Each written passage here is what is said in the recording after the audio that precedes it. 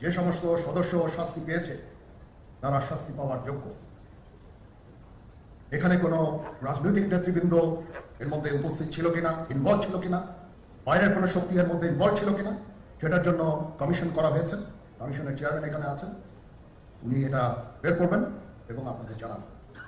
এই জিনিসটাকে ভিন্ন খাতে প্রবাহিত করার চেষ্টা করছে, সেটা আমাদের জন্য মঙ্গলজনক হবে না। কেউ অপরাধ করে থাকে সেটার জন্য কোনো ছাড় হবে না, বিন্দু মাত্র ছাড় নাই।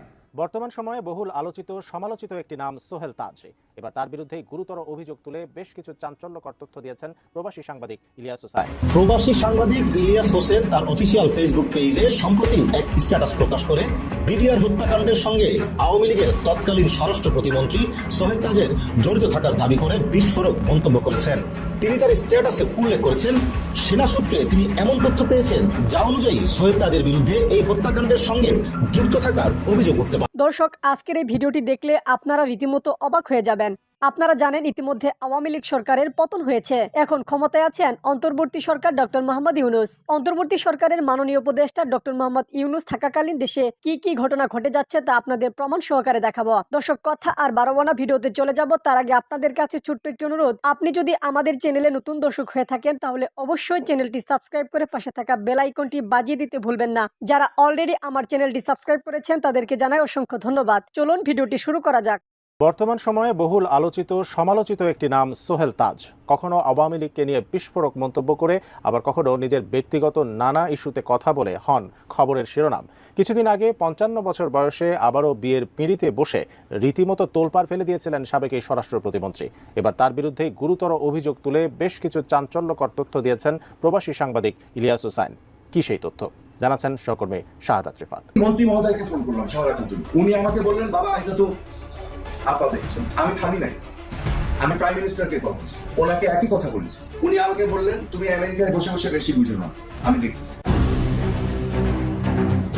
ছাত্র জনতার আন্দোলনের মুখে শেখ হাসিনা সরকার পতনের পর থেকে আবার আলোচনায় পিলখানার বিডিআর বিদ্রোহ। বিভিন্ন মহল থেকে অভিযোগ উঠে বিডিআর হত্যাকাণ্ডের সাথে জড়িত ছিলেন তৎকালীন স্বরাষ্ট্র প্রতিমন্ত্রী সোহেল তাজ। এই তদন্ত আদালত প্রয়োজন হলে পুনর্গঠিত করে সম্পূর্ণ তথ্য বের করে এবং কারা এর সাথে জড়িত দেশে এবং বাহিরে তা নির্ণয় সক্ষম হবেন। যদিও পরিবর্তিত এই পরিস্থিতিতে সোহেল তাজ নানা মাধ্যমে দাবি করেন ঘটনার সময় তিনি দেশের বাইরে ছিলেন। যুক্তরাষ্ট্রে বসেই ঘটনার খবর পান। তখনই পুলিশের তৎকালীন আইজির সঙ্গে যোগাযোগ করেন তিনি। পরে স্বরাষ্ট্রমন্ত্রী সাহারা খাতুনের সঙ্গেও কথা বলেন তিনি। যে সোহেল, এখানে তো অনেক গোলাগুলি হচ্ছে। আমি বললাম, কোথায়? বলে যে পিলখানাতে। আমি বলছি, তাই নাকি? হোয়াট ডু ইউ মিন গোলাগুলি হচ্ছে? বলে অনেক গোলাগুলি হচ্ছে। শুধু তাই নয়, ঘটনার দিন এক পর্যায়ে তিনি তৎকালীন প্রধানমন্ত্রী শেখ হাসিনার সঙ্গেও কথা বলেন। তখন প্রধানমন্ত্রী তার পরামর্শ না শুনে উল্টো তাকে ধমক দিয়েছেন বলে দাবি করেন সাবেক স্বরাষ্ট্র প্রতিমন্ত্রী সোহেল তাজ। আমি আইজি সাহেবকে ফোন দিয়ে বললাম, আইজি সাহেব পরিস্থিতি কি হচ্ছে? আমি শুনলাম গোলাগুলি হচ্ছে। বলে, হ্যাঁ স্যার, এখানে তো অনেক গোলাগুলি হচ্ছে বিডিআর এর ভিতরে। তাই বললাম, বিডিআর এর ভিতরে গোলাগুলি হচ্ছে, আপনারা কি করছেন? বলে, আমরা তো আছি। আমি বললাম, আপনারা আছেন মানে? আইজি সাহেব বললেন, স্যার মন্ত্রী মহোদয় আছেন। তার মানে উনি আমাকে বলতে চাচ্ছেন যে আপনার কথা তো আমি মানতে পারবো না, বিকজ সিনিয়র আছে। অভিযোগের বিষয়ে সোহেল তাজের দাবি, বিডিআর বিদ্রোহের সঙ্গে কিছু মহল তাকে জড়াতে চেষ্টা করছে। এমন নিকৃষ্ট একুজেশন খুবই দুঃখজনক। একজন নিরীহ নিরপরাধ মানুষকে এমন একটা কালিমা দেওয়া ঠিক না বলেও তখন মন্তব্য করেন তিনি। কি হলো? ও কোঅর্ডিনেটর করে দেওয়া হয়েছে। কাকে? Colonel Farooq Khan, commerce minister. Why is commerce minister the coordinator? তারপর থেকে সবকিছু অদৃশ্য হয়ে গেল, আমাদের হাতে তো কিছুই ছিল না। এদিকে জুলাই অভ্যুত্থানের 8 মাসের মাথায় যুক্তরাষ্ট্র প্রবাসী সাংবাদিক ইলিয়াস হোসেন এবার সোহেল তাজ সম্পর্কে বেশ কিছু চাঞ্চল্যকর তথ্য দিয়েছেন। তিনি দাবি করেন বিডিআর বিদ্রোহ নিয়ে সোহেল তাজ মিথ্যাচার করেছেন। মূলত 23 ফেব্রুয়ারি সামাজিক যোগাযোগ মাধ্যম ফেসবুকে দেয়া এক স্ট্যাটাসে ইলিয়াস দাবি করেন পিলখানা হত্যাকাণ্ডের সময় সোহেল তাজ লন্ডনে ছিলেন বলে জানালেও প্রকৃতপক্ষে তিনি সিলেটে গিয়ে সেখান থেকে হেলিকপ্টারে ঢাকায় ফিরে আসেন এবং গোপনে অবস্থান করেন।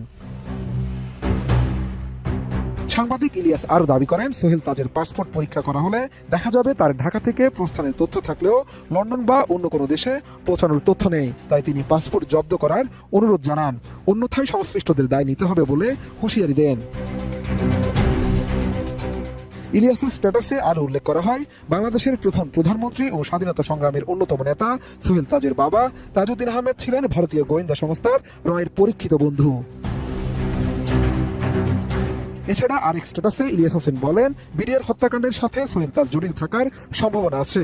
সেনা সূত্রে এই তথ্য তিনি জানতে পেরেছেন, তাই সোহেল তাজ যেন আপাতত দেশের বাইরে যেতে না পারে।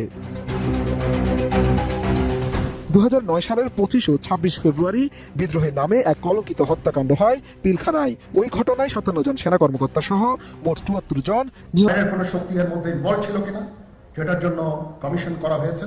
কমিশনের চেয়ারম্যান এখানে আছেন, উনি এটা বের করবেন এবং আপনাদের জানাবেন। বটম লাইন হচ্ছে যে এই সমস্ত আমাদের এই চৌকস সেনার সদস্য যারা প্রাণ হারিয়েছে, তারা প্রাণ হারিয়েছেন তদানীন্তন বিডিআর সদস্যদের গুলিতে।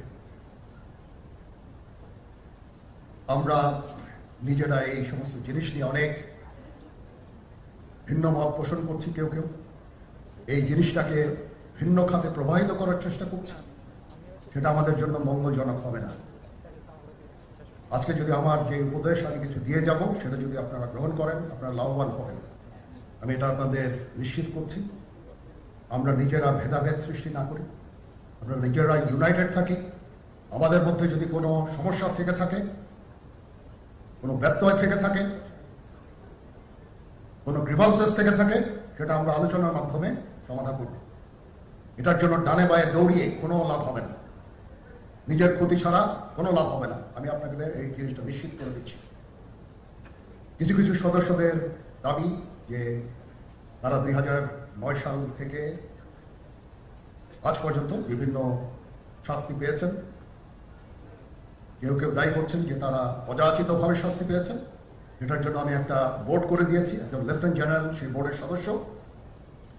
প্রথম ফেজে 51 জন সদস্যর ব্যাপারে আমার কাছে রিকমেন্ডেশন নিয়ে এসেছে। তার রিকমেন্ডেশনের অধিকাংশই আমি গ্রহণ করেছি এবং আরো বেশি আমি দিয়েছি। নেভি এয়ারফোর্সও তাদের এই কার্যক্রম চালিয়ে যাচ্ছে। আমার স্ট্যান্ড পয়েন্ট হচ্ছে, যদি কেউ অপরাধ করে থাকে সেটার জন্য কোনো ছাড় হবে না, বিন্দু মাত্র ছাড় নাই। আমি আপনাদের পরিষ্কার করে দিচ্ছি, it is a discipline force. Discipline ফোর্সকে ডিসিপ্লিন থাকতে দেন। আজকে এই যে দেশের ক্রান্তি লগ্নে সমস্ত বাহিনী, সমস্ত অর্গানাইজেশন বিপর্যস্ত হয়ে পড়েছে। খালি সেনাবাহিনী টিকে আছে, বিমান বাহিনী টিকে আছে, নৌবাহিনী টিকে আছে। কেন? Because of discipline. তারপরে আমি আমার অফিসারকে আদেশ দিয়েছি, যদি সামান্যতম কোনো সন্দেহের অবকাশ থাকে, কোনো কার বিরুদ্ধে যেই অ্যাকশন নেওয়া হয়েছে, অপরাধী কিনা যদি সামান্য কোনো সন্দেহের অবকাশ থাকে, সেটা তাদের ফেভারে যাবে। এটা হচ্ছে আমার ঢালাও নির্দেশ। সেই হিসাবে বিভিন্ন প্রস্তাব আমার কাছে এসেছে। কোনো কোনো প্রস্তাবে আমি আরো আমার নিজে থেকে যোগ করে আরো বেশি আমি দিয়েছি। এভাবে পর্যায়ক্রমে অফিসাররা অ্যাপিয়ার করবে, আসবে এবং তাদের এই জিনিসগুলো আমরা দেখব। দেখে যদি মনে হয় যে তাদেরকে করার অবকাশ আছে কিছু, অবশ্যই আমরা করব। এটা ন্যায় নীতিতে আমরা প্রতিষ্ঠিত থাকব ইনশাআল্লাহ।